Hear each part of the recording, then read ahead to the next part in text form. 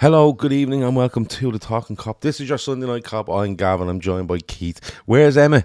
He's drinking. He's used the drinking card, which is absolutely fair. I don't know when I get to use this fucking card, but I Never. don't. When it's passed on to me, when the baton is passed to me, I will use it. Especially with this gang of dickheads that I haven't to watch at the minute. Keith, you're welcome as always. Liverpool 1, Man City 2. Yeah. We did do a post-match reaction Yeah. show on YouTube. That is now available to watch or download wherever you want. And we're also on Patreon doing an extra reaction show as well. If you're on Patreon, go and watch it. It's actually free to everyone. So if you go onto the Patreon app and you type in Talkin Kop, you will see that show for free. We made that free today for everyone. Excellent. Keith, What service? what? Great service. Great service. Yeah, it's just fantastic. Where do I start with this, Keith? Without people fucking coming across going, "Oh, you're one moany cunt." Yeah, it's hard, isn't it? It's really Yeah, difficult because no matter what way you look at it, you get lashed over. it is hard. I'm gonna be honest though. Liverpool didn't deserve anything out of that game today for me. I don't It's think they did, hard because, and I'm basing that completely, Keith, on the first 35 minutes of it. yeah, you see, In the that's the fact, problem. yeah, I think the that's second half we were a much better team until we yeah. Oh, decided okay, that we maybe I'm were being a going to bit give the hasty, game to them. But but they've put we me in gave bad the form. game to them. Yeah. Absolutely. What did you like? The lineup is the lineup, right? And I'm Yeah. still scratching my head over the lineup. And I know people say, "Who are we going to play?" I'm still scratching my head over the lineup and the setup, and we might get into that in a minute. But Keith, we came out with the line. They came out with their lineup. We came out with theirs, and I looked and went, "Right, we have to be on it defensively because of the front three they have: Marmouche, Lively, Semenyo, Lively, Haaland. You know what Haaland is." But I looked at them and went, "They can be got at, Keith." And what they done was they played away. They played away from their frailties, and we let them. That's Yeah. how I felt for the first half an hour. When I seen the lineups, Gav, I was actually thinking, right, I wasn't worried about the defence as such, as weird as that is, because I think Kanate has shown in his last couple of games maybe that he's returning to the Kanate of old. Um, so I was sort of thinking, right, well, who are we going to play in right back? We don't have many. We'll have to find out now in the next playing game midweek.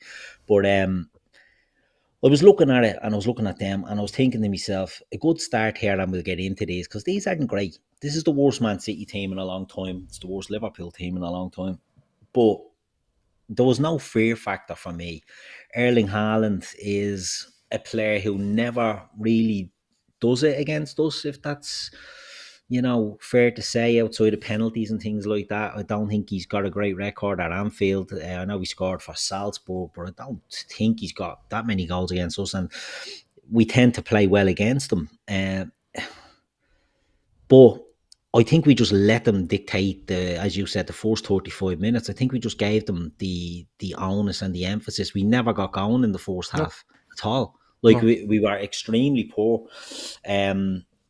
Until we maybe towards the end of it we start clicking.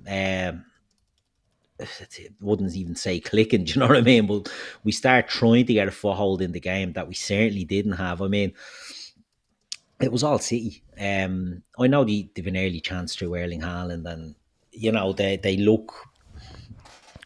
I felt with them, in fairness, that it was a bit all huff no puff. Do you know what I mean? Like if Haaland gets a chance like he gets early on, and he doesn't take it, I'm like, okay, maybe he's off.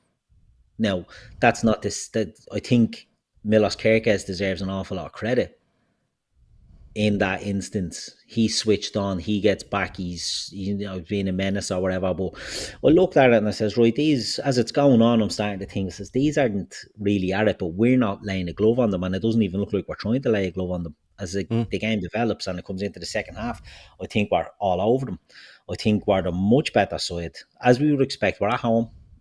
Forgetting about air form, as I said, their form isn't being great either. But air form has been shy.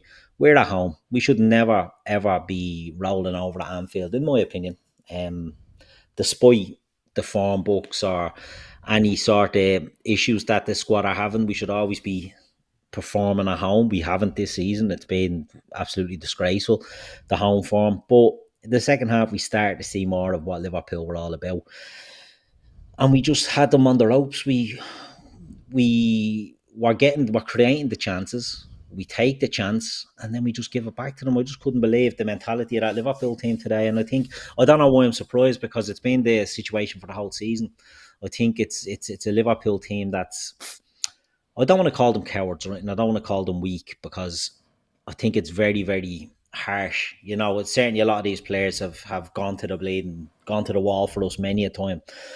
But they just don't look like, as Klopp famously said, mentality monsters anymore. And even a lead in games at home, and we find a way of shooting ourselves in the foot. If there's a rake on the ground, while looking to stand on it and hit ourselves in the face. And that was the frustrating thing for me today, Gav.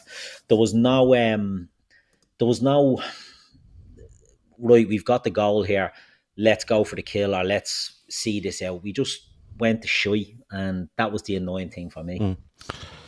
You see, coming into this, right, I was confident enough going into this, and people go, "What? Are you fucking mad?"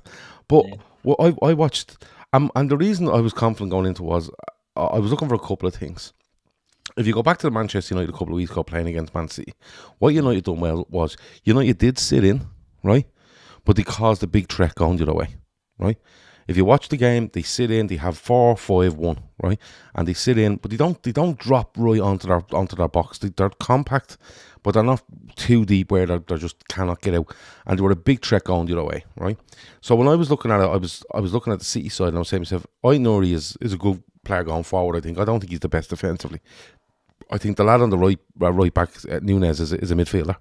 All right, Kusanov is a walking disaster from anything I've seen of him, and Guehi is really, really good. Right, let's not beat around the bush. He's a really good centre back, but he's new. But he's new to the team, right? Yeah. Then I'm looking at you're looking at who's in Rodri in midfield.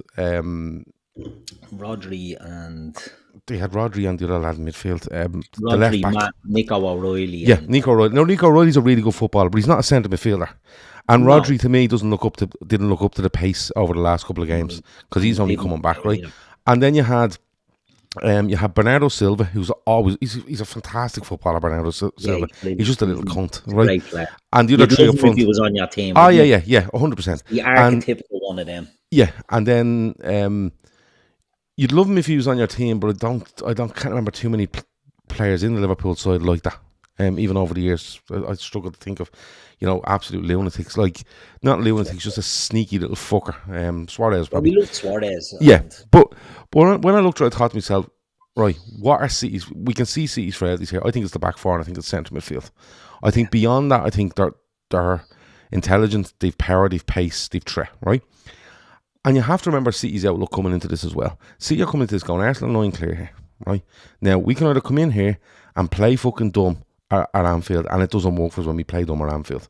So as a Liverpool fan, I was going, they're going to come at you, and it's okay to be, organised and set up. But there's one thing being organised and set up, Keith, but it's your outlook not to lose is what's killing us. Yeah. It's a not to lose attitude, right? And I think City did look at it and go, right, they're their frailties. We need to keep the ball away from our frailties as much as we possibly can. Get Bernardo Silva involved as much as we can, which he did, right? Get the lads looking out wide, looking dangerous. And with Bernardo Silva in there, we'll try flood the midfield, right? Because they can, because Vertes are going to drop in and play. They're going to try go 3-on-2 in midfield. And that's what they done. But I think they done it going, don't worry about Salah. And don't worry about Gakpo, because they're both horrendously out of form, right? Yeah. So we don't have to worry them as a threat, right? And yeah, Verts, if we can pick up Verts, great. And Ekitike, we'll back our two centre halves to deal with him. And Liverpool just literally sat there and went, right, we don't want the ball. And I don't mind being organised, Keith, but do you know what I'm trying to say? Like, you don't want the ball, but when it drops, you want to win it. You want to get your foothold in the game somewhere. And we're actually in the WhatsApp group, and Shawnee said after about 20 minutes, I wouldn't mind us actually getting a touch of the football here. Yeah. Genuinely. And but it just gave them more and more special. No, but we were letting them keep us our arms length to get anywhere near, where we wanted to be, where we wanted to hurt them. Do you know what I'm saying? And it was fucking infuriating watching in the first half an hour, because as much as they're on, I genuinely think if City lose today, I think the title's over, right? I think if City draw today, the title's probably over. City are in the last chance saloon thing for me at the minute. But we didn't do anything to ask them questions. By all means, be afraid or be conservative to, that's their strengths. Let's see what they're going to do. And then we go on. But when we get it, we have to hurt them. But Keith, we weren't doing anything for the first half an hour to hurt them. Nothing. No, absolutely nothing. The first half an hour and then the last 10, well, whatever the fuck, 10 of normal time maybe. I just think we let them have the ball again. And in between that, I thought we were the much better side. But I just don't understand a team that, we're not exactly. This isn't. I keep referring back to Klopp, but this isn't the Klopp versus Guardiola, two best teams in the world. Sit in or will punish mistakes. Like, we need the ball. We can't let teams have the ball because we have too many frailties to withstand an onslaught of players. As you said, like Marmouche, Semenyo, like clever players. Bernardo Silva, clever player. You can't be giving teams with them the ball to do what they want. With Erling Haaland, the threat of Erling Haaland in there. Yet Liverpool didn't seem to want to put their stamp on the game until they did. At which point I felt we were a much better team. Like, I think that game today was us in season in a microcosm. I think it was absolute shy, absolute quality, absolute shy, and that's killed us all year. We've got, you said there, Mo Salah and Cody Gakpo. They know they don't have to work. Them two, unfortunately, are where goals go to, or where good moves go to die, because there's nothing. Salah puts in a great cross, in fairness, for Ekitike for the header that he should score from. Yeah. But other than that, like, there's nothing coming from our wingers. Like, it's so poor. And what that does is it puts so much more pressure on Ekitike and on Florian Wirtz to produce, because we're getting nothing from the wide, man. Teams, as you say, they don't have to worry about, like, do you remember a couple of years ago, Salah, teams were double teaming him. They'd have three centre backs, they'd have a left back on top of them, they'd be double teaming him. And now, Jesus Christ, you could put the YTS kids out on him now and just say, look, we're going to learn you the basics here. Just stand on him and you'll get plenty of the ball, because his touch is horrendous and he's constantly making the wrong decisions. Now, that's not just Mo Salah, for people that jump in and say I'm just bashing Mo Salah. That's Cody Gakpo. It's other players in that team. We're so blunt as an attacking force that it's unbelievable. So we can play as well as we want at the back, but we need to be taking our chances and we need to be creating and killing teams off, and we're not doing that. I think for Liverpool, we go to that game, as I've said, we get on top, we're the much better side second half, we're creating chances, all the chances are coming Liverpool's way, and they're good chances that we should be taking. We eventually scored a goal. What a goal, we'll talk about it in a while, but we scored a goal, and after that it's just, right, we're good here, there's loads of time left, you can have that ball and start doing what you want and start picking holes in us. And we're just a team that to me just looks devoid of, I wouldn't say confidence now at this stage. This season's just been an absolute write-off, but it's the coaching. Keith, it goes back to what I was saying a couple of weeks ago, right?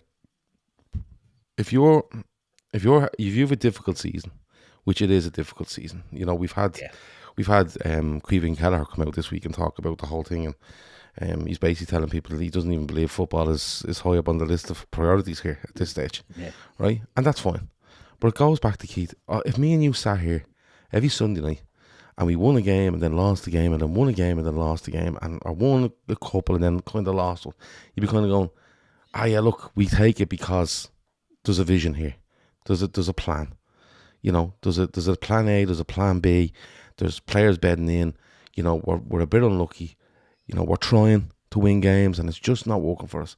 We would happily sit here and say, yeah, no problem. With everything that's gone on, we would happily sit here and go, listen, it's absolutely fine.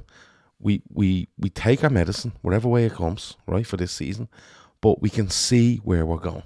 Yeah. and I'm going to say it again, and I'm going to keep fucking saying it, Keith. I haven't got a fucking clue where he's gone with this.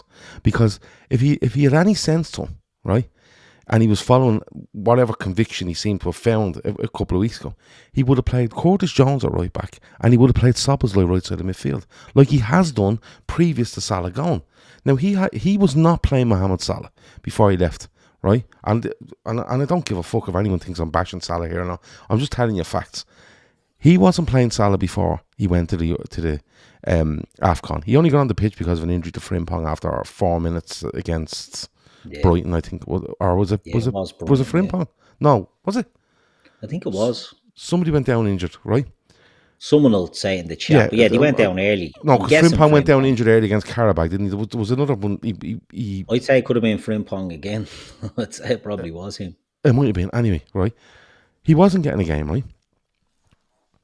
And he only gets on the pitch because of that. He goes after the AFCON, right? And Liverpool, when he's away, they're not too bad. I think they go through that. Yeah, it was Gomez. Sorry, Sam, you're right. It was Gomez. Oh, right? Yeah. So he goes away. Liverpool improve a little bit. They remain unbeaten, I think, while he's away, right? Or close to it. And he comes back and he reverts back to the thing that he was actually going away from, right? Now, people would say, well, who do you want to play right back? And I'm not even going to make the argument for Calvin Ramsey because that's not going to happen. So let's not waste our fucking time. But put Curtis Jones. But he's not going to play him. What I'm saying is, if we just go in the realm of who he's being playing, you play Curtis Jones at right back, and you put Szoboszlai on the right side of the midfield, and you go back to what you were trying to do when you did drop Salah. Do you know what I'm saying? So we've got into this game now today, right? Just taking this as a game on its own. Yep. We've gone into this game today and we went, right, we've gone with the two midfield, we've gone with Wirtz, Salah's back in, Gakpo's back in, fucking, you know what I mean? We have to play Szoboszlai right back. Okay, the Szoboszlai thing, if you want to go down that line, fine. But you're going, do you know what I'm saying? It's like, I keep saying he's lost his conviction. He did lose his conviction, and then he went and he tried to reclaim it with the whole Szoboszlai on the right. And then as soon as one thing badly goes wrong, he's back to the fucking Salah thing. Yeah. Do you know what I mean? And despite how he plays every minute, and looks like there's been a deal done that he's just going to be for the rest of the season. And I can't get me, like, so has something happened where they've agreed, right, let's fucking clean slate and I'm going to start playing you again? But like, surely, like, if it gets to this stage, we're going to have to go to next week and go, we can't play him. We can't play him. He's either not in. And when I say this now, people will jump on the chat. He's horrendously out of form, and people say, "Well, he's finished." Salah is just 100. He's 100% out of form, right? He might be finished. He might be, but right now, based on all of Salah's attributes, he's horrendously out of form. And as part of that, the way we're playing and creating for him and getting space for him, maybe it is. But if it's not working, why he's not changing anything, Keith? Yeah. And he keeps going back to the fucking Chiesa well when he doesn't want to play him. And he won't go near Engamoa. And I know we're repeating, we're like broken records here. But I'm watching that today. And because of his lack of conviction and what he's doing, Man City just went fine. Lesser teams have dealt with these lads all season. Yeah. So what we'll do is, that's actually taken our worry of left back and right back completely over. All we have to worry now is, don't really worry about them. All we need to do is flood this midfield and make sure the two centre-halves look after Ekatike, and we'd be absolutely fine. And that's what City done, and we allowed them to do it. But when you watch United a couple of weeks ago, United went in, and are United good as Liverpool? I don't think so, right? But they're finding a bit of form, they're playing for their manager, everything else, right? But you can see what Carrick is trying to do. Carrick's gone in there and went, we're playing 4-2-3-1, and this is the way we're going to do it, and they have a plan. Yeah. And United just outworked them and hit them on the break and killed them in spaces. And Liverpool just didn't do any of that. And, you know, the round table thing comes out, Keith, very well timed. And people said, oh, well, it was filmed in November and it was filmed here. It doesn't matter. They stuck it out the day after the transfer window ended. Yeah. And I'm gonna keep saying it, Keith. They don't have a vision for what they're doing here. I don't give a fuck what anyone says, right? Not in the footballing sense on the pitch. And I genuinely think he might be only still in the job just to protect others' reputation. Yeah, look, it's... I mean, has there been any positives from Arne Slot this season? No, I think the only thing he done that made me sort of perk up was when he dropped Salah. And again, it's not that I have an anti-Salah agenda. It's just I hold him to a higher standard than some others. And, you know, when he's not performing, you have to maybe take him out. But he just, a first opportunity, he just crumbled like a fucking jellyfish, and that's it. He's gone back in. And his big decision that he done, rides through the storm, as you say, he picks up a bit of form by going more defensive, albeit, but picks up a bit of form. And then we just go by back to the form beforehand. Like Mo Salah is not playing well. Cody Gakpo is not playing well. It's not just Mo Salah. But we've got like Rio Engamoa and we've got Federico Chiesa. Now, whether obviously Arne Slot doesn't think they're great, good enough to throw on when he's desperate, but doesn't think they're really able to play valuable or meaningful minutes. Well, then why have we got a squad that's only got two absolute eunuchs on the wings, while we've got two young fellas, Kiesa's not young, but we've got two players that can play there that just aren't given a chance. And people will say, oh, Kiesa's got a chance and hasn't done it. You have to get a sustained run of form, a sustained run of games to pick up any sort of form. You can't drop a player in and expect him to be brilliant. That's my take, whether that be Chiesa or anyone else like Engamoa. You know, I think you nearly have to say, Rio Engamoa, you're 17 years old, you're young, but we're going to put our faith in you and we're going to play you. We're going to start you in games. You're going to come out every few games, but we're going to give you time and see what you can do. Instead, we're putting them on with, 5 minutes left in a match that we've already dropped the ball again, and it's like, what do you want this kid to do? The management of this squad has been deplorable. Arne Slot is a league-winning manager for us. Again, people don't like when I say that. They get Arne Slot's won the league for us, but we're seeing nothing from this guy at the moment that would indicate any future for him. He's a dead man walking, in my opinion, in this job. Manchester United's a great example of a team who were going nowhere under a manager who replaced him with a fella who was already the caretaker there before.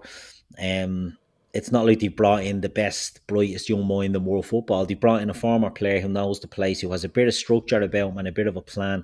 He's put them in a formation that works for them, and he's playing a system that works, and they're seeing the benefits, while we're floundering and sinking without a fucking trace. But do you know what the thing is about it, right? This setting out to not to lose, right? And people will say, we're setting not to lose, and we're playing Szoboszlai there to make us more solid, and yeah, that kind of worked for a bit, but we need a bit more. I think if you give that some time, I think it gets better, right? And it becomes more of an attacking thing rather than an extra man in midfield, because he was dropping in a little bit. He wasn't out wide right all the time. But the funny thing is, right, you'll see people telling you, well, if you need more attacking, you have to play Salah and you have to play, say, Gakpo, right? But the truth is, right, we're not more attacking, no. Right? And if you're going out with a not to lose policy with them in the team, you're now not more attacking, and you're more susceptible to being turned over the other way, because Salah's not walking back. The stability isn't there in the team. It just, maybe I'm fucking going mad, Keith. And I genuinely do think, Gav, you must be going fucking mad here. You must be losing the plot here, because what you're thinking simply can't be happening. But I'm watching it every week, bar the odd bright spot. Newcastle and Karabakh, you don't really count, but Newcastle, I thought we were decent. Marseille, we were good. But you look, when you go to Marseille, you go in there, you stop them from playing. You're a threat. You're a threat, and it looks good. And Salah was a bit more central, and we weren't looking to. And yeah, he didn't have a great game, but it looked like that's a good plan. But we go out there today, and what's the worst plan you can do? What's the worst thing you could have done out there today? Just let them play. Just give them the ball. Just give them that's what they want. Give them carte blanche to do what they want. That's what they want. And what they want, and not only give them the ball, but say to them, listen, don't worry about it, because if we get it wide to these lads, they're not going to run past the man on you. They're not going to fucking get to the byline, okay? And they're not going to strip you for pace, right? And all you really have to worry about is the fella in the middle of the pitch, Ekatike, because he's really good, right? So the worst thing you can do is give them the ball and then assure them that, listen, see your frailties that are there, don't worry about them. They'll be absolutely fine. They're golden. You can build confidence from these positions now. And that's exactly what Liverpool done. And look, I'm not asking for Arne Slot to turn into Ange Postecoglou overnight, and we fucking fellas are back four standing in the other team's half, and it's kamikaze stuff. But and look, I understand the injuries, I really do.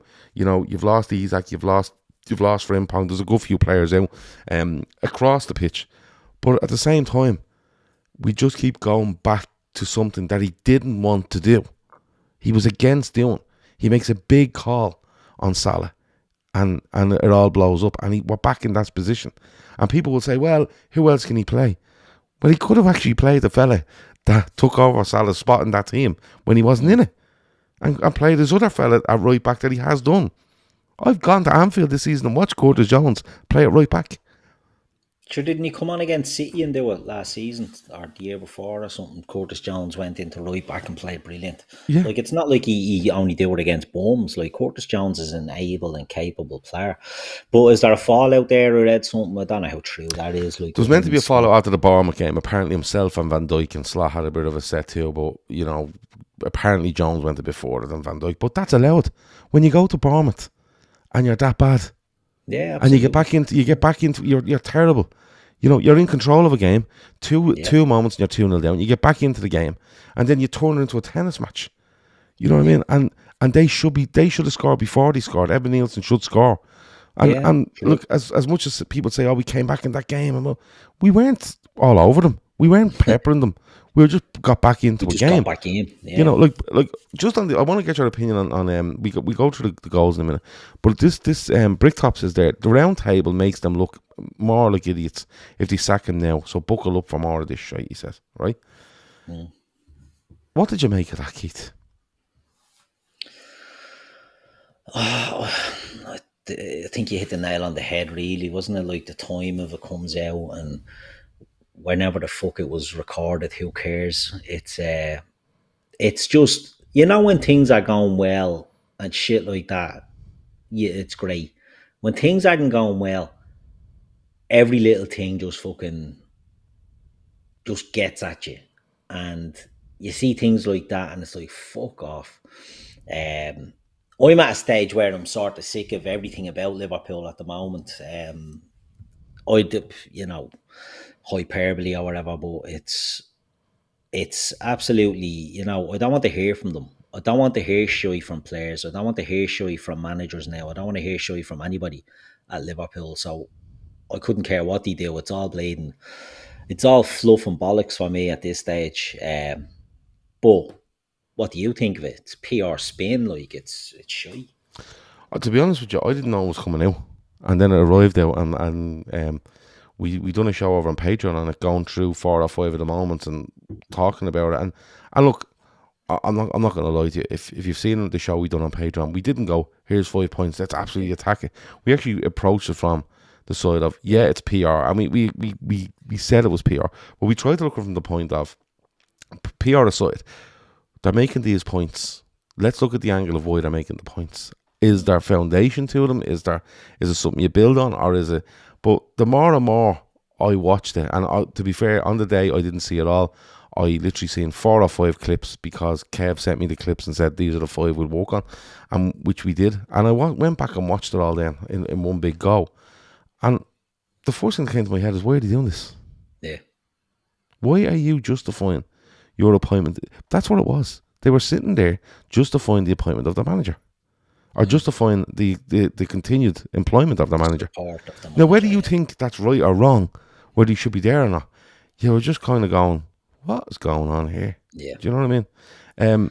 And to be fair, like, the day after the transfer window, the irony was unbelievable, because I was like, lads, we all knew you wanted a centre half in the summer.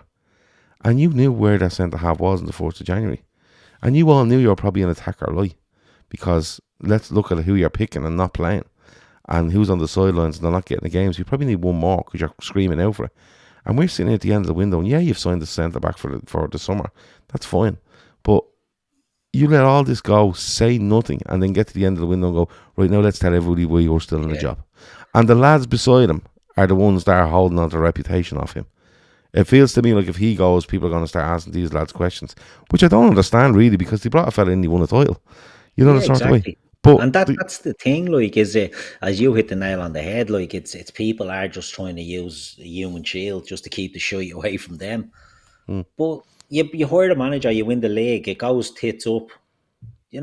React to that. Don't fucking, don't hide behind other shit then as well. It's so frustrating, like we've been crying out to hear from Liverpool about these things.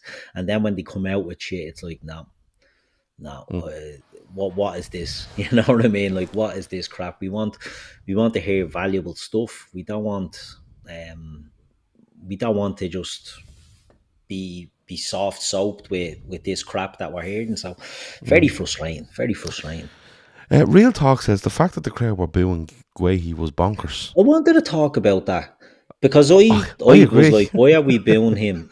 Did he say something in the media disparaging about I don't know. Liverpool? And if he had said something in the media, right, okay, but I was kind of going, why are we booing this fella? It's very tin pot, isn't it? Like this I fella, think well, that's ridiculous. to be honest with you, this fella was going to Liverpool, Yeah, and then when it came around, I think he still would have went to Liverpool if they'd have came in on the 1st of January when we still want you. yeah. But clearly Liverpool didn't go in there. Man City went to them, well, we'll do the deal. And I think he was pushed out the door of Palace then going, listen, we were taking the 20 Absolutely, million, the situation changed So why, between when we thought we had him and the now January, and we obviously didn't go in the January. So why the yeah. fuck are we doing him? But Kilban says we made a mess of the way he transferred, but I don't agree with that. I Yeah, think I people think will like to say, "Oh, we you can left it argue till either till." way. But like Anthony says, was it because he signed for City? But if he turns up there with Spurs, is he going to be billed? I don't know. It was a bit of a mad one. I thought that was ridiculous, to be honest. I can well, I don't get, a player who played for Everton or United will come to another team at Anfield and they'll get booed at every touch, like some random jobber like bleeding, I don't know, Axel Tuanzebe or whatever, and you get a few boos or whatever because of his links to Manchester United. This is being a player who we did like. I genuinely thought was very tin pot. I don't like that sort of.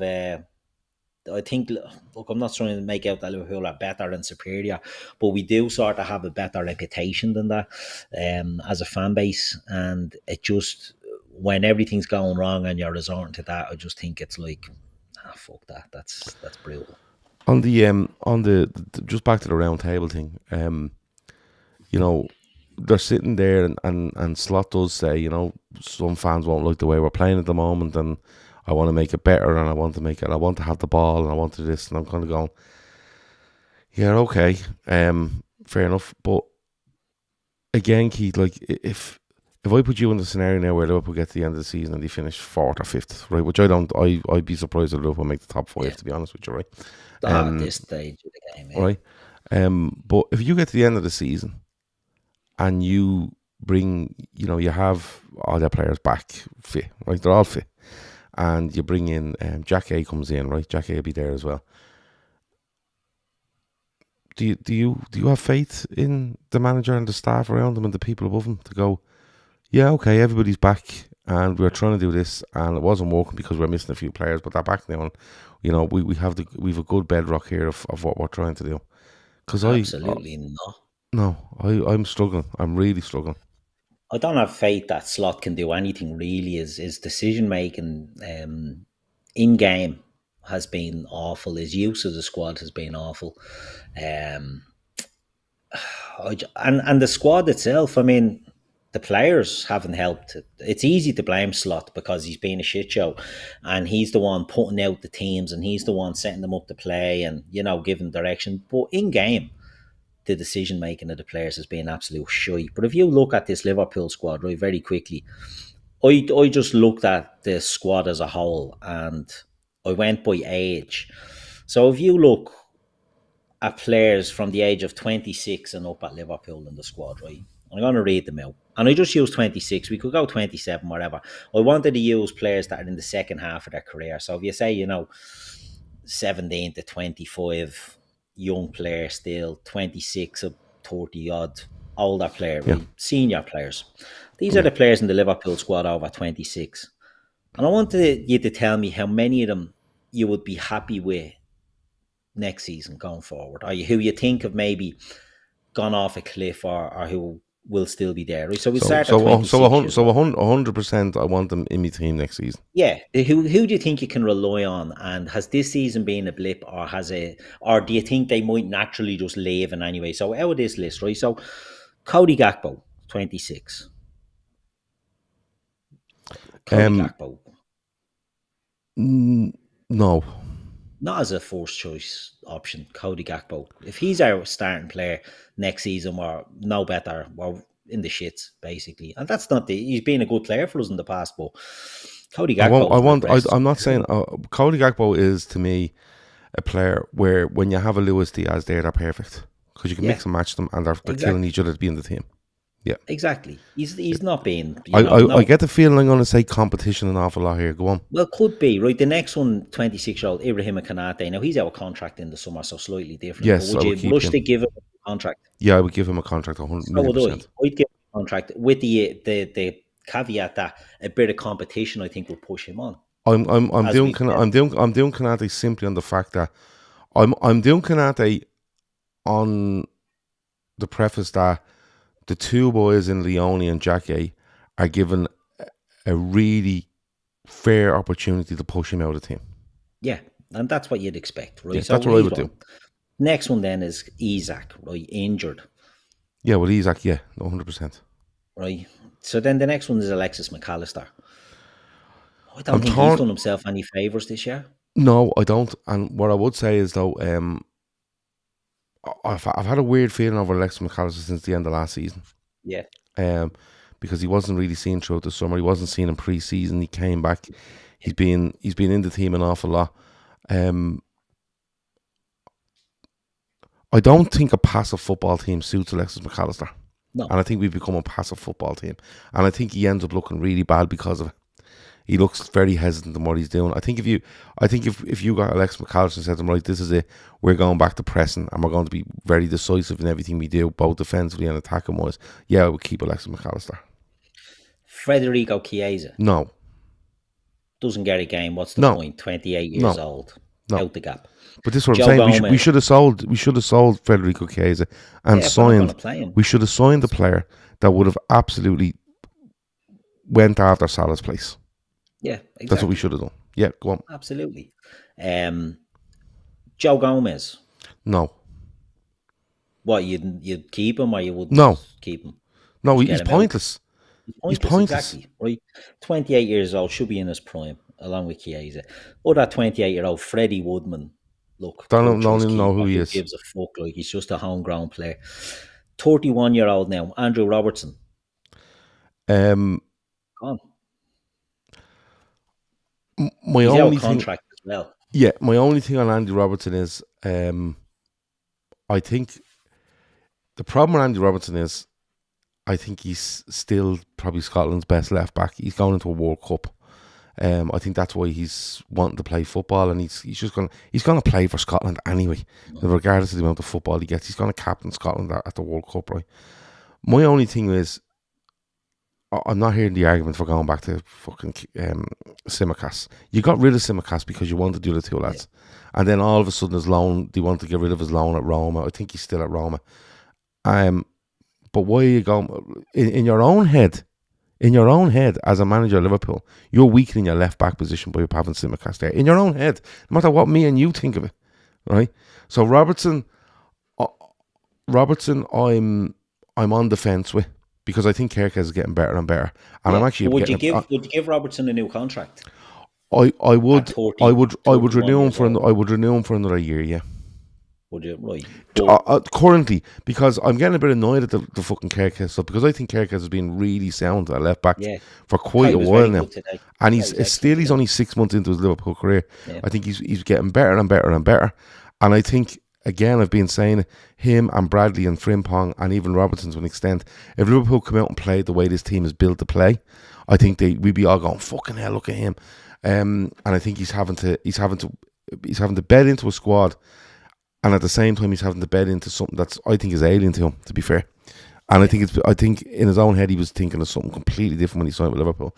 But I would probably renew Robertson unless you're bringing in a 27. Unless you're bringing in the likes of, and I don't know what age he is, he could be fucking older than Robinson this stage, but say Robinson off Fulham. Yeah, so an able, Yeah. a An good able-ish quality deputy that's left probably back. For, 3 or 4 years younger than Robinson, yeah, which I don't think Anthony Robinson is. But no. as things stand, yes, I would renew him for a year, and the understanding that he is the backup left back. Wataru Endo, No, 32 years old. No, doesn't get a pointless, game. pointless. Pointless. Pointless. Are we going on the pretense that this is this manager? No, well, Actually, yeah, do you know what? It doesn't matter. whatever way you want to It do doesn't it, matter. whatever It way you doesn't want matter. to do it. Endo's a waste of time. Endo, so he's 2 years left in his deal, right? And then the last three all have 2 years left on that deal. Mohamed Salah. No, I'm selling them in the summer. I'm ringing Saudi Arabia and going, please. Yeah. I think that's what. That's And I where think we what are, isn't it? I think what you With do is, Mohamed Salah now. you know, for me now at this stage, I think you've done a centre half. I think if you sign Kanate, you're okay at centre half. I think if you kept Robertson, okay at left back. I think the right back is a worry with injury wise. I think we need if you told me what you want to do with this summer right now, I'm telling you Liverpool need an outstanding central midfielder. They need an outstanding wide player. And that's a world class, like and a actually, do you know Florian what? Wirtz Do you know what? class Do you know what? I'm actually going to go as far as I say I think they need 2 outstanding wide players. Yeah, well, 100%. But Yeah. I'd say they need at least one of the Wirtz category that's a jaw dropping, you know. I think if And then you said to me this right, Chiesa is gone, right, and Salah goes, and if you can get let's say 50 million between them, I'm going out and I'm saying I'm gonna and then you're saying to yourself, right, Rio and Gamoa, what are you gonna do there now? If you're selling, if you sell Cody Gakpo, you're left then with Rio and Gamoa, and you bring in a player, and you're kind of you're in the same situation, but you're probably getting more of an output. I think Gakpo benefits off competition, right? But then where does that leave with Ngamoa? And I'm a bit hesitant. I'm a bit hesitant to just wipe Ngamoa because we're in a bad rut and don't go with the young lad. I want to see him in the squad. But I think there's a place for him in the squad where he learns, like Kelleher used to learn, and Jones used to learn, and these players used to just learn off players. But it's a big summer for Liverpool wide man wise, like a Doué off PSG, someone like that, or I don't know what you do at right side. I just they're looking at that Jan Diamande off Leipzig. He's the big one that. So anyway, my answer was Salah. No, out, gone. No. Gone. The next one, Alisson. You keep Alisson. Gone. Absolute gone. Do you think so? Yeah, he's. I love Alisson. Right, my granny and granddad had a dog. Right, before I was right. Listen to this. I don't know how old this dog was. I don't know how he's going to tie this in. By the way, we haven't spoken about this before, but he's going to tie his granny and granddad's dog into Alisson Becker. So strap in. Before I was born, this dog was there, and he died when I was a teenager. So he was probably about 300 in dog years. Probably got a letter off the president and all that. The dog, as he got older, was deaf and blind, and all he really done was sat there and farted and done nothing, not much else. Sat in front of the fire and just sort of flaked out. Smoked, yeah. Now, my granddad would bring him out on the odd walk until eventually one day the dog walked straight into the River Dodder, and my granddad had to climb down. And this wasn't a little bank; this was a wall. Boom, straight down. If you know sort of Rings End, Irish Town, the Dodder out there, there's a big wall you have to get down. You had to get down into the Dodder to get the dog, lift it out. And it wasn't a small dog, it was a big enough dog, right? You had to lift him out, right? And then the time my granddad climbed back up out of the Dodder, the dog had got back in, just walked back in again, fell over the wall and went back in, and he couldn't get back into the game. So the dog died, okay? That's where I'm getting at. They loved that dog, but it came to a point where the dog couldn't do anything. Now, Alisson Becker is our greatest ever goalkeeper, but without a shadow of a doubt, in my opinion. But I think in the last 3 years, the reason Queven Kelleher plays so many games and Marmadashvili has played so many games is because Alisson Becker is constantly injured, right? Now, you can sort of say, right, but when he's in there, he's a difference maker. I think today showed that he's not a difference maker anymore. Well, I have to say, I had him at if fault Alison Becker is leaving Liverpool Football Club this summer, I'm fuming if I'm Queeving Kelleher. Oh yeah, I'm fuming 100%. because I don't think they trust Marmadashvili. Maybe I'm wrong. Maybe a well, new Ashley manager says will there, trust guys, watch Marmadashvili. the games with Marmadashvili. We were even worse. But you see, But that's not his fault. I don't think Marmadashvili was in any way bad. No. I didn't know. Someone's going to correct me. But I can't remember where I went. Oh fuck, he was a disaster. First couple of games, he kept giving it to his right foot and he was left foot. Do you remember that was carry on was going on? That's not But his fault. But Shane says Allison looks a shell of himself. It's hard to watch. Steve Murphy says, I'm 100% agreeing with Keith on Ali. Legs are also gone, but easier to cope with that goalkeeper. But you can see in his kicking and decision making, it's affecting him. It's the kicking that's the thing. He gives a stinker of a pass. He holds on to the ball for ages today. Holds on to it, gets under pressure, gives an absolute shy hawk of a pass out. I don't know if it was to Szoboszlai or no, it could have been Kirk as it was to the left side. And he just put them under pressure. His kicking is deplorable now. And I think there's a fear with him kicking the ball. I just think he's just going to get injured. And I just think this summer is the time maybe to let Ali go back to Brazil. That's not a dig at Alisson. I love him. Our greatest ever keeper. The point I'm getting at, we'll finish off and say the last player is Virgil van Dijk, right?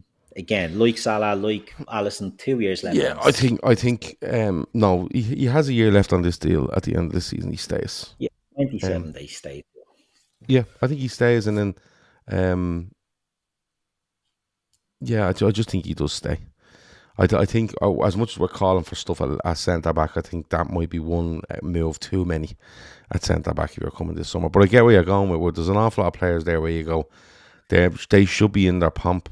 But yeah, but again, even and I'm not defending them, right? But even like you were saying there, you know, they keep them as a dip, is it this or that?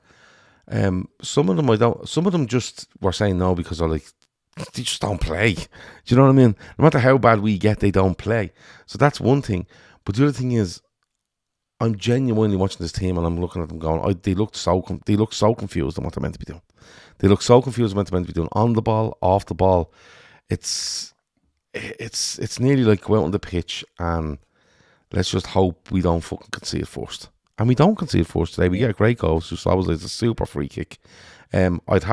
I'd have questions over Donnarumma for it, and I'd have questions over City's wall as well because he's just going to go, just go on, shoot then, and he does. It was a great free kick. It was a great free kick. It was a great free kick. But my point before I finish up on that is that's every player over 26 years of age in our squad, and I don't think any of them have shown good leadership. Forgetting about what shite Slot has served up, right? Because it's been a disgrace. That's our players, and you can go. That's not to say everyone under 26 has been a beacon of hope, or it's not. There's been players in the next tier down that have been crap as well. But our leadership, I think, of our leadership group, and I don't know who's in that group these days, but it'll be Salah, it'll be Van Dijk, it'll be Robertson, it'll be Alisson, and we just look rudderless. Is my point. On the pitch, we're not making the right decisions. We don't have good decision makers there. Forget about the fella on the sideline who's making mad decisions, shite decisions. The lads on the pitch are not making the right decisions, and it's just been a bit of a nightmare for me season in that sense. But you're right, let's move on to that free kick. That was an excellent free kick because the way he hits it, Donnarumma is left standing there. He's 6'7" or something, and he's just rooted to the spot because he's expecting Szoboszlai to hit it to the other side. Szoboszlai cuts across the ball, boom, banana shot in off the post. It's possibly the best free kick you'll see this season. It goes down with the Daniel Sturridge against Seville as a goal in a game, and Benteke against Manchester United that we fucking lose and probably gets forgotten about. But it was an absolutely brilliant free kick. But the game, again, you see the good and the bad of Szoboszlai. Do you blame Szoboszlai for their equaliser being offside? I think it's very hard when you're not a defender. I don't think you naturally are holding that line. Yeah, just a couple of things. A couple of questions in. Ashley says, "Are we arrogant enough to think we can make all this? We can make all do this up in one summer. We need to Oh pick no, I'm and not choose. saying you replace No, all no, them. That's no, not no, what no. I'm trying to get at. We need to pick and choose. We aren't spending money on a keeper. So if Alisson goes, you're probably getting Yaros as your second keeper. No, you see, I think again, I'll go back to it. I think there's some players there that you do have to move on. Like, let me put it simple to you.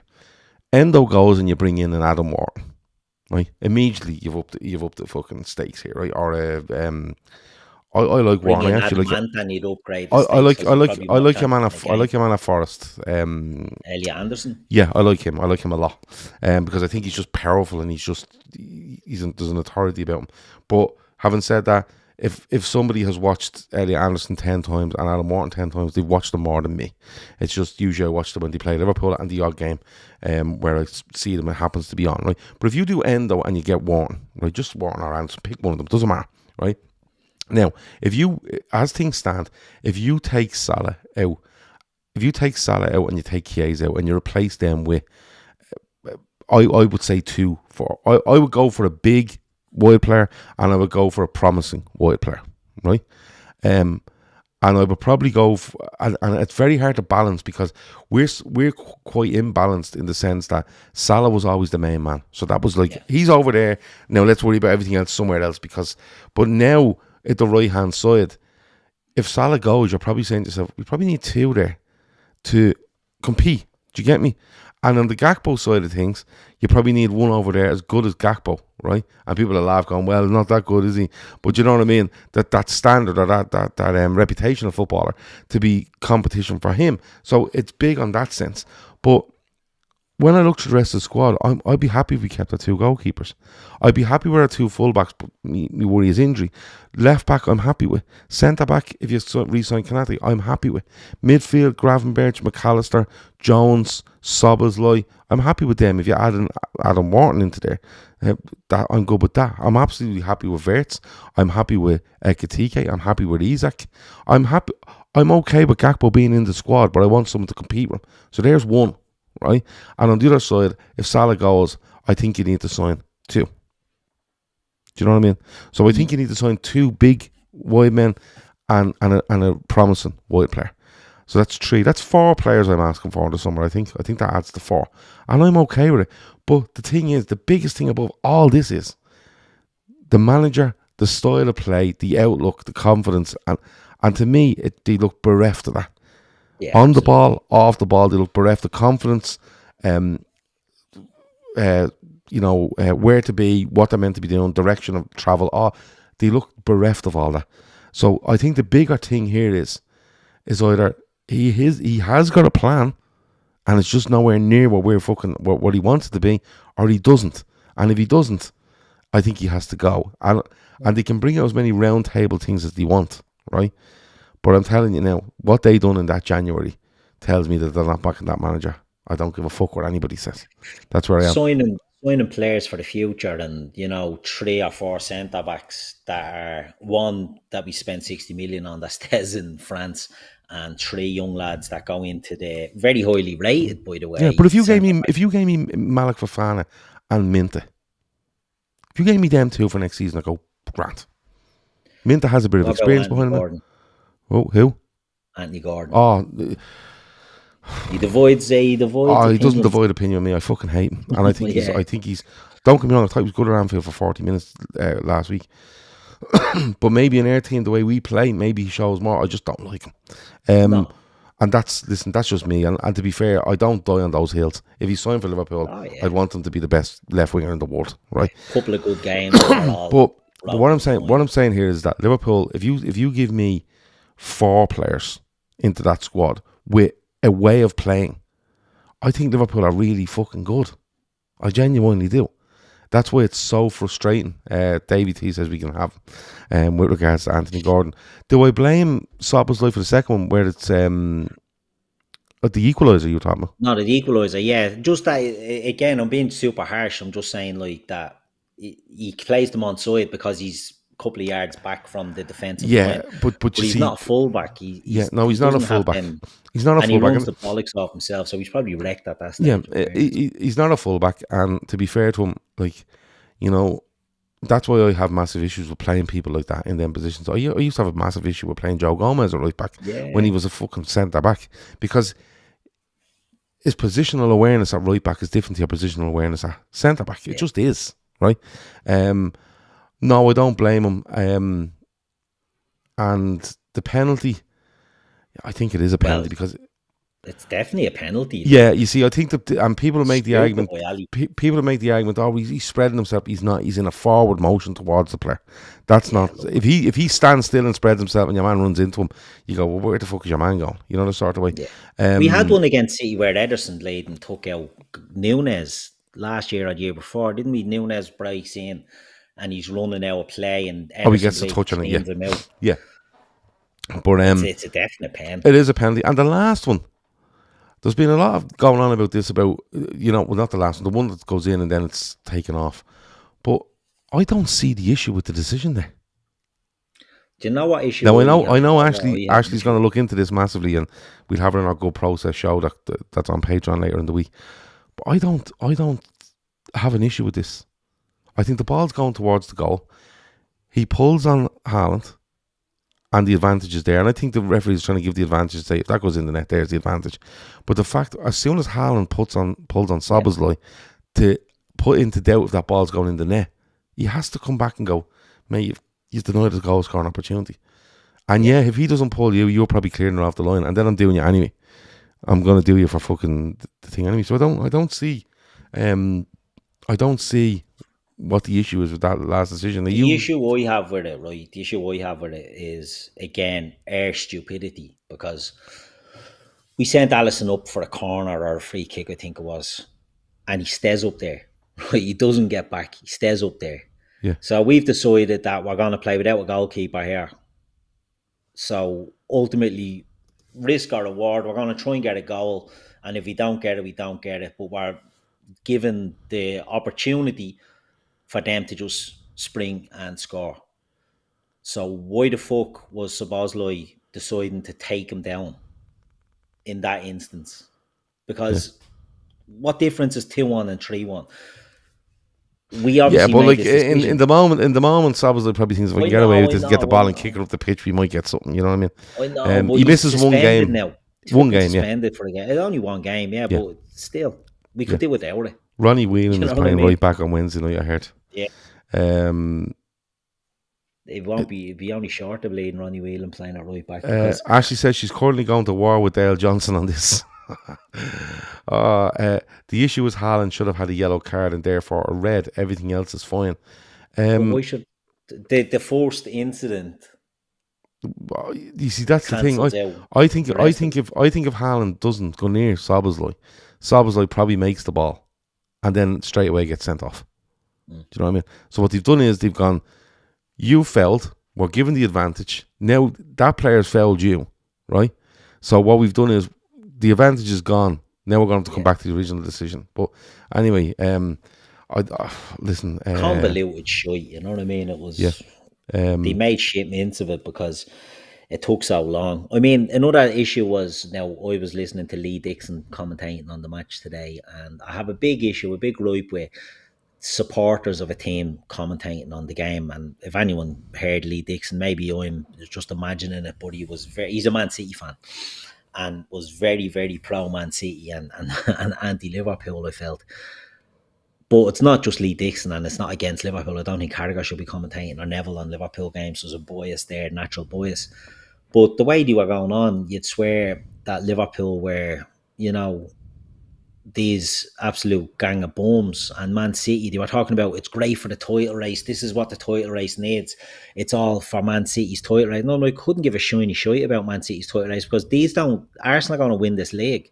That win today will not help Man City. They're too erratic and they're not good enough to challenge Arsenal. Arsenal will canter to this league. So all I cared about was Liverpool getting the win and getting the chase on for, the top four. And you're looking at it and you're thinking, we fucking get second here if we can get a run together. And within the blink of an eye, boom, it's gone.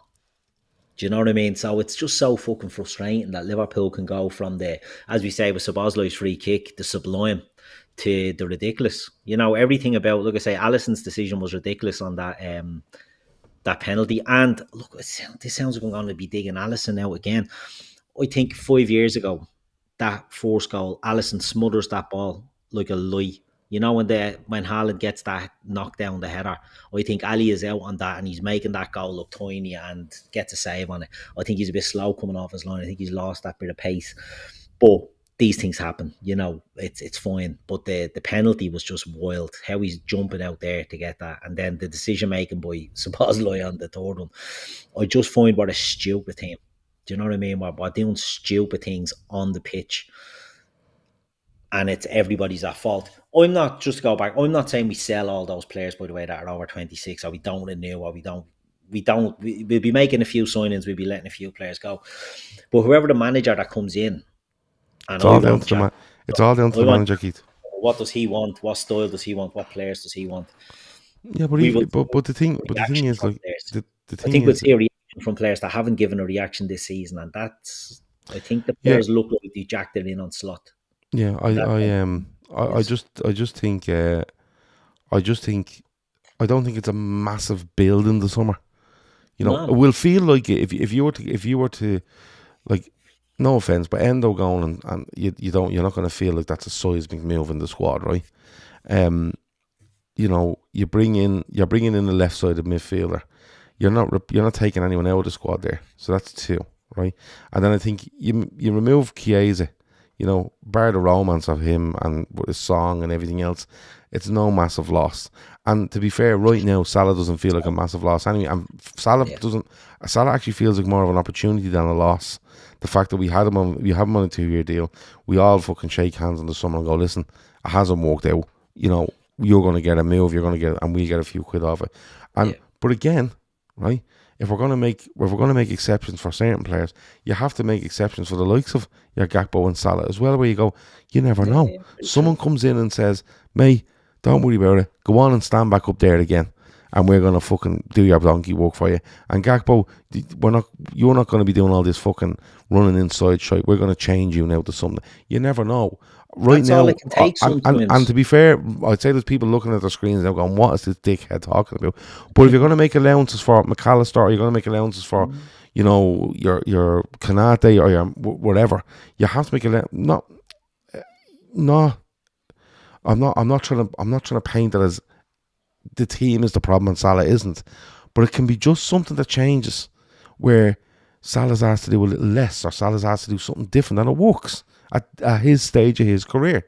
You know, the sort of way, or Gakpo's told me, you're not a fucking winger, you're a fucking striker, right? End of story. And if you don't like it, there's the door. It could be something like that. All I'm saying is, we can talk till the cows come home about players that we need to bring in, and I think it's quite reasonable to bring in 4 players and make some money back on certain players and put the money in and go, now we're set.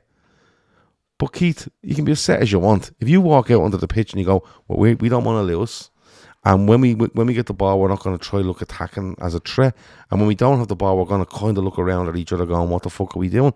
It makes no difference who you have. You could sign fucking the PSG front three, you know what I mean?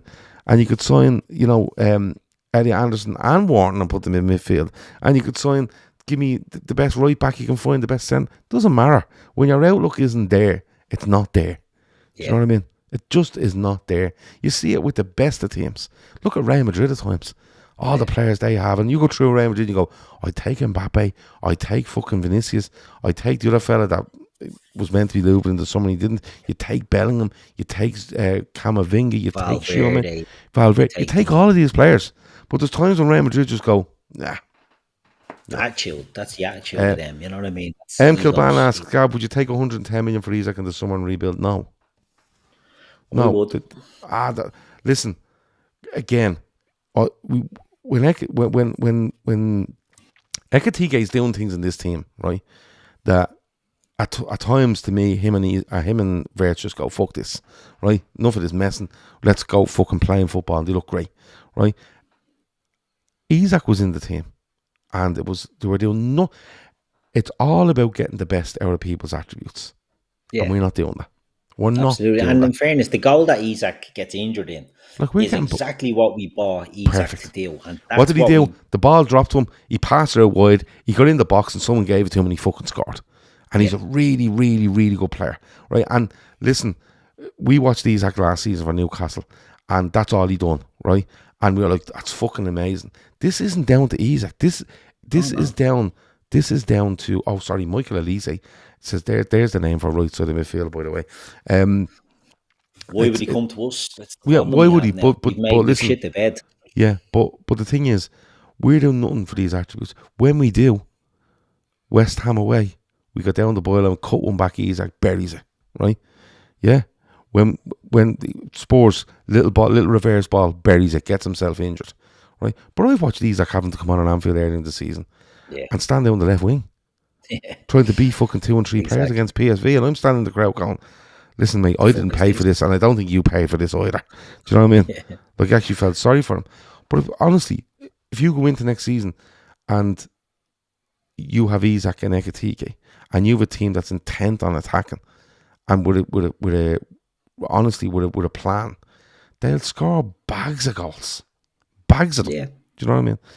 It's only how he recovers from the broken leg. You know what I mean? That's if I got 110 million, I'd take it, but other than that, I'd be keeping him, and he might have to just reassess his standing. I think he thinks he's going to be the main man, and Ekitike has stepped up to them and taken that mantle, so he'll have to maybe take a bit of time to get that back. But again, we keep going back to it. A new manager, a new voice might have ideas, might want to play two of them, might want to play Isaac and think, Ekitike can do a job from wide left or whatever. We don't know. It'll be interesting to see what happens. I think, you move on from Endo and Chiesa, the guys that Slot doesn't trust, but Slot probably won't be there then anyway. But the reality is, you'd say, right, we'll move on. All our players will try and get something else in there, and it could be one or two. It could be a McAllister that moves on as well. You know what I mean? It might be a big one that you get, and Salah could go. Yeah, but if a big one goes, you feel like you have to bring a big one in. Whereas I think it's a massive boost if you turn around and Endo goes and you bring in a Wharton or an Elliot Anderson. Right, or whoever, Billy, but whatever it might be, pick a fucking player. That feels like, that's a strengthening of the squad. Do you know what I mean? Yeah. I think if you like, it's all hindsight, isn't it? It's 2020. If McAllister goes and Elliot Anderson comes in, all of a sudden Elliot Anderson is not it, right? Or it's just not happening for him. Then people are going, oh, we got rid of McAllister. It always happens, doesn't it? Glenn says, Gav, you laughed at me last season, but I tell you something now. Something tells me we are winning this Champions League. That'll be Liverpool this season all over. I heard that in Kevin Keegan's voice. Glenn, I'm going to put it this way, right? If Liverpool win the Champions League, right, you pick a pub in Dublin and I'll go in there at opening with you, and I'll sit there all day buying you a drink, right? Genuinely, me and you, we'll just sit there backing horses and fucking drinking pints all day on me, because that Liverpool team aren't getting near that Champions League. No, not in its current fucking guys. It just isn't. It's not decisive enough on or off the ball to win any game of football at the minute. It just isn't. The likes of, like, if we got Real Madrid in the knockout now, they tear us a fucking part. I don't know. They would. I think it's the English teams that would kill us. No, I think the European teams we could probably do something with. I wouldn't be too. We're set up perfectly for European teams right now, because we go into games and we go, not too sure, and then they'll go perfect, because we'll fucking sit here until you're ready, and then we'll hurt you. And Glenn, as I said, the offer's there if you want to take it, and if we don't win it, you have to bring me out and buy me a drink all day. How does that sound? But no, honestly, I don't get me wrong, I fucking love it, but right now, hand on heart, no, I just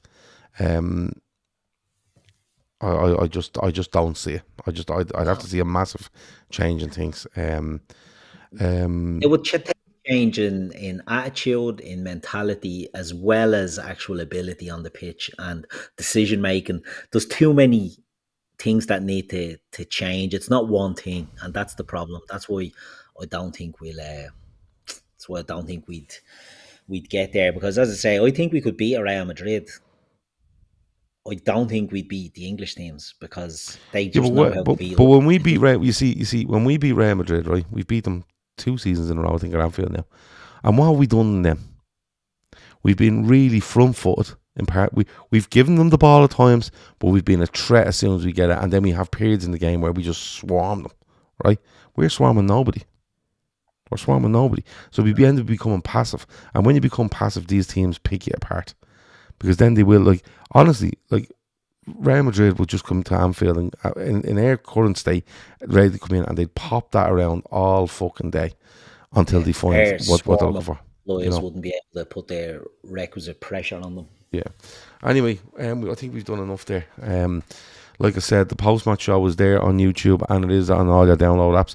The post-match show from Patreon was free for everybody today. So if you go onto the Patreon app or on your desktop, type in Talkin Kop, you will see the show. It's free there from today. And if you want to join Patreon, you can. It's it's less than the price of a pint now at this stage per month. There's loads of shows on there. About whatever we're doing on YouTube, we're doing about the same on Patreon, and we're having a nice time over there. So try that out. Like, subscribe, comment on YouTube. Anything else before we go, Keith? No, not much. Super Bowl, you staying up for it? I'm gonna watch the Super Bowl. Yeah. I'm gonna. Who do you fancy? The lads. Them lads. The lads. Yeah. Seattle Seahawks. You were telling me before we came on. Them lads. Yeah. You've ruined the spontaneity of the question. I tell you what. Listen, I have no skin in the game, and I'm not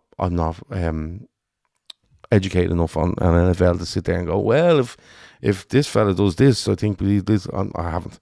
And me and Matt have launched this new show called I Know Sports, He's a Clown. And I'm trying to get myself educated on these sports as part of that show. But there was just a guy last week caught my eye. I can't even remember his name, right? I think he's like a triple-barred name. And he's a wide receiver for the Seahawks, and he glides around the fucking place, just catching balls with one hand. Not a bother to him. Jackson Smith and Jigbe is his name. That's him. That's exactly him. I actually seems upset because she's like, "What? Are you serious? The Seahawks? Yeah, I do. And I've nothing against the Patriots. I know most of America hates them. I've nothing against them. I just haven't seen them play at all this season, and I've seen Jackson Smith and Jigbe running around catching the ball with one hand. So." That's all the thing I have on it. I don't really care who wins. Best of luck to both of them. But I just think this fella as a wide receiver, he's just off the charts good. Just his movement. And that's me with no experience of watching this game. He's just, the way he moves and glides, and the fella meant to be covering him is like, where the fuck is this fella gone? So that's all I'm basing it on. All right? Yeah. That's all I'm basing it on. No, he's quality in fairness. JSN, he's brilliant. I think the Patriots will win it because I have a feeling Sam Darnold, even though he hasn't shit the bed yet, I don't trust him, and I think Drake May is a better shout for the QB. But look, we'll find out soon enough. Can I tell you one thing that's annoyed me this week? Yeah. The amount of things on your social media feeds where people come on screen and go, I got all this stuff from Temu for free. Yeah.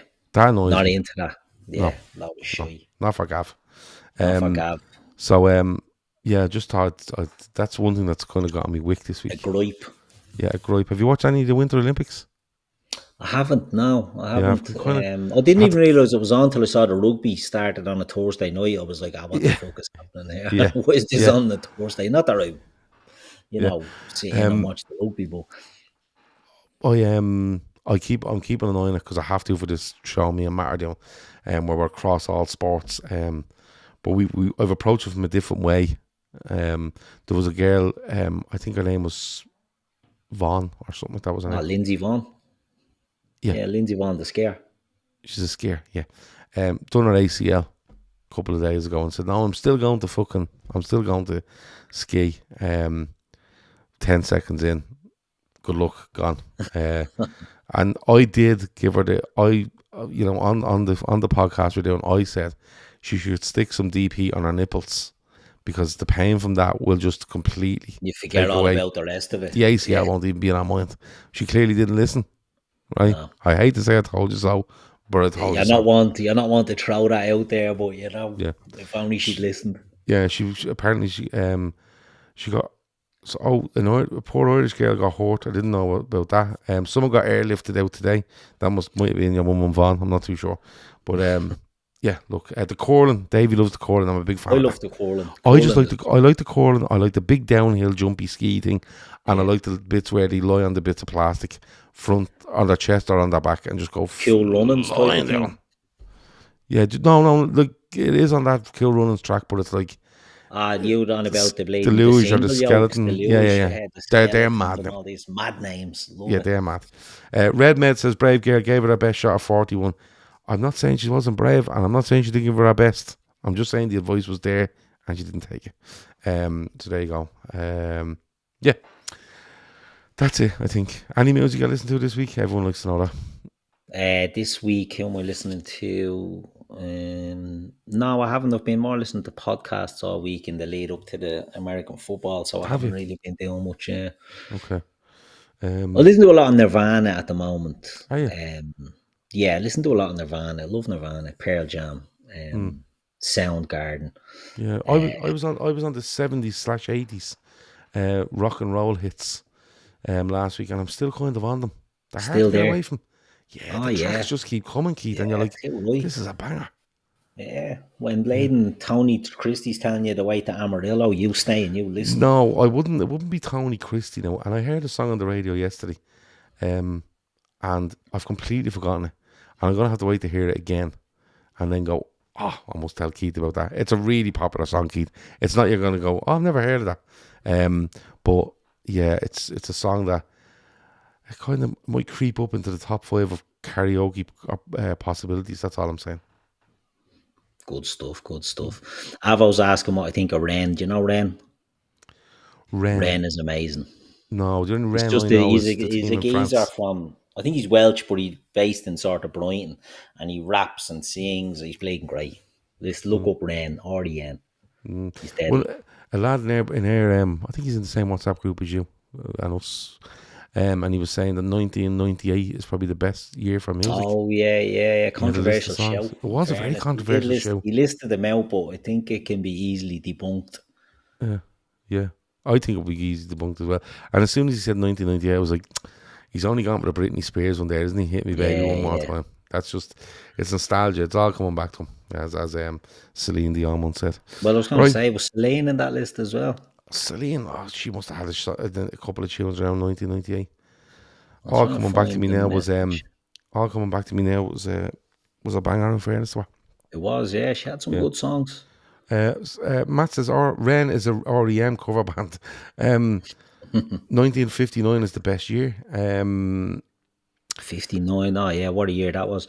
Here's the best anthems in 98. Domino. I have the message that was sent in. Go on, tell me. So we've got Praise You, which is Fatboy Slim. Yeah. We've got Music Sounds Better With You, The Boy Is Mine, Do Wop, Intergalactic, It's Like That, Teardrop, Ghetto Superstar, Freak Me, My Favourite Game, Fly Away, Say La Vie. Say La Vie, that's fucking... Say La Vie, that's your one.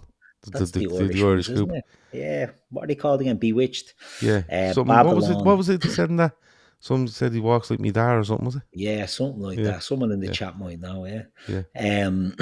Babylon, Don't Want to Miss a Thing, Changes, Believe. Babylon by David Gray, is it? Yeah. Is it David Gray? Yeah.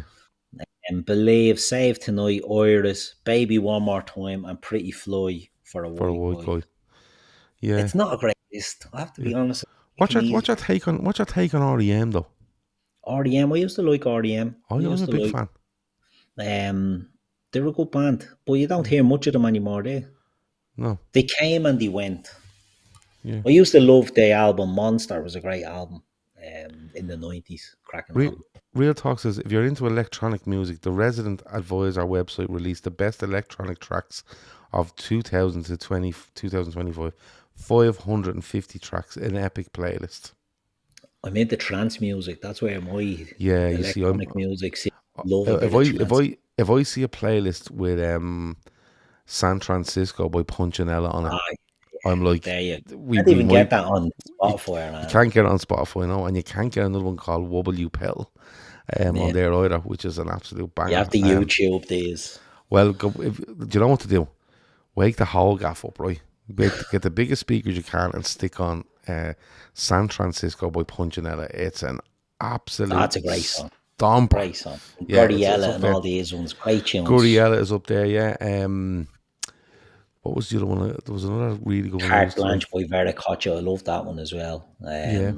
There's Meet so Her at many. the Love Parade, the Hill, all these Yeah. great songs. Trance was where it was at. Transwave was another one. Yeah. Transwave was outstanding as well. I think it was called Transwave number 2 actually. You get them on YouTube, but Punchinella off the fucking charts. Yeah, it's a Right. great one. Anyway, we've covered all that music. We've covered everything. Bar politics. Politics will be next week when we get Emma back on because he's like Talaman. He's our runner-up. political. Yeah, Yeah. correspondent. He's Talaman runner-up 2019, as we all know. And he was on the ballot. So there you go. He's our political correspondent. I've been Gav. That's been Keith. That's been your Sunday Night Cop. Keep the faith. Talk to you soon. Over and out.